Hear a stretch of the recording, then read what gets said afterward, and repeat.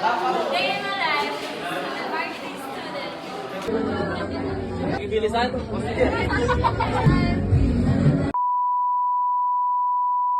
A day in my life as marketing student na umattend ngayon ng Thanksgiving party. Opo, tama kayo narinig. Last day na natin ngayon. Yung last na community service natin is nung naglinis kami dito sa old campus. Grabe no? Sobrang bilis. Parang kailan lang nagplaplano kami kung ano yung mga projects namin, paano namin sisimulan, paano yung budget. Pero ngayon, awarding of certificates na. Kaya sobrang mamimiss ko talaga yung community service na to. Kaya pala sobrang dami namin dyan. 4 section kami. Buti na lang talaga nagkasya kami dyan. At after ng awarding of certificates, nagkaroon ng testimony, ng short film at may mga games din. Alam nyo ba, habang pinapanood ko yung short film, parang hindi nagsisink in sa isipan ko na Thanksgiving na namin ngayon. Parang kailan lang nagsisimula kami, nagplaplano. Kaya di ko talaga lubos maisip na tapos na yung community service namin. Syempre, hindi naman pwedeng matapos tong event na to na hindi natin napapasalamatan si Sir Joseph, yung prof namin. At nireguluhan pala namin siya ng damit at lalagyan namin ng mga fingerprint. Alam nyo ba, sobrang ganda nung ginaya namin, pero tignan nyo mama yung kakalbasan. Nung una magkakasundo pa, magkakapantay pa, pero di ko talaga alam ba anong nangyari. Kaya from this to this, di ba? Parang naging basahan lang, di ba? Uniqlo pa man din yung damit, ha? After namin matatakan yung damit, dapat maglalaro pa kami dahil sobrang dami pa ng prizes. Kaso ang naging problema, kinulang kami sa oras. Kaya kumain na din kami sa mga part na yan dahil anong oras na din. Alam niyo ba, sobrang simple na nung program namin, tong Thanksgiving party namin na to. Pero sobrang saya, kahit yung mga food, kahit simple lang, kahit itlog lang yan, kamatis lang yan. Pero sobrang nag-enjoy yung bawat isa. Makikita mo talaga sa mga mukha ng bawat isa na sobrang enjoy sila kasi hindi lang natapos yung community service ng walang kabuluhan kundi sobrang maraming natulungan and also kami din maraming natutunan and dadalhin talaga namin to as a lesson sa mga darating pang mga panahon sa future especially. At dahil sobrang dami pang nakapila kaya lumibot muna ako at binidyohan ko muna sila para may pang vlog tayo, di ba? Shout out pala kay Ali na nag-ubos ng meatloaf. Tapos habang linilibot ko sila, habang binibidyohan ko sila, akala talaga nila picture. Tignan nyo naman nagpo-post sila, akala talaga nila kinukuhanan ko sila pero di nila alam video talaga. Kaya ewan ko na lang talaga pag napanood nila tong vlog na to. Ngayon lang nila marirealize na video pala yung ginagawa ko, hindi picture. At tignan nyo pa to, isa pa di ba? Kumukuha ng kape, huli cam. Ito pa ang mga to, di ba? Akala talaga nila picture. Tignan nyo naman, nalibot ko na lahat kaso di pa rin natatapos yung mga nakapila. Sobrang tagal. Shout out sa inyong lahat na napeke na picture to. Sobrang hirap palang mag voice over. Yung kahit may gusto kang sabihin, sobrang hirap sabihin. Yung wala ka na maisip, kahit sobrang daldal ko, wala akong masabi kapag sa vlog na to. Sabi ko sa kanila, sabay-sabay silang susubo dahil ibibideo ko sila dahil isasama ko sa vlog. At pumayag naman sila. At habang kumakain sila, pinapaprepare ko na din yung mga gift dahil ibibigay na din sa kanila. Syempre, hindi naman magiging successful yung community service natin kung hindi dahil sa kanila. Actually, nag-order kami ng pin kaso nga hindi dumating. Kaya nagpabili na lang ako ng ballpen na may iba't ibang kulay. Kaya pagpasensyahan nyo na yung regalo namin. Bawi na lang kayo next time. At tignan nyo yung mga gift din ng ibang section. Ballpen, meron ding letter, and also may sticky note din sila. At pinagyayabang nila sa akin. At sabi ko sa kanila, buti pa yung ballpen namin, maraming kulay yun, sa inyo isa lang. Pero joke lang talaga yun, biruan lang talaga namin. Tignan nyo itong mga nakuha ni Ali, mayroong trip to Korea package, mayroon siyang gift. At dahil nag-video sila, isasama natin sila sa vlog. Kaya panoorin nyo na lang.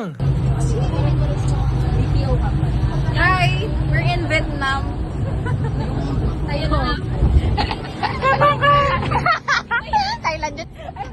Vietnam nga ni. Sa Vietnam. Sushi! Sa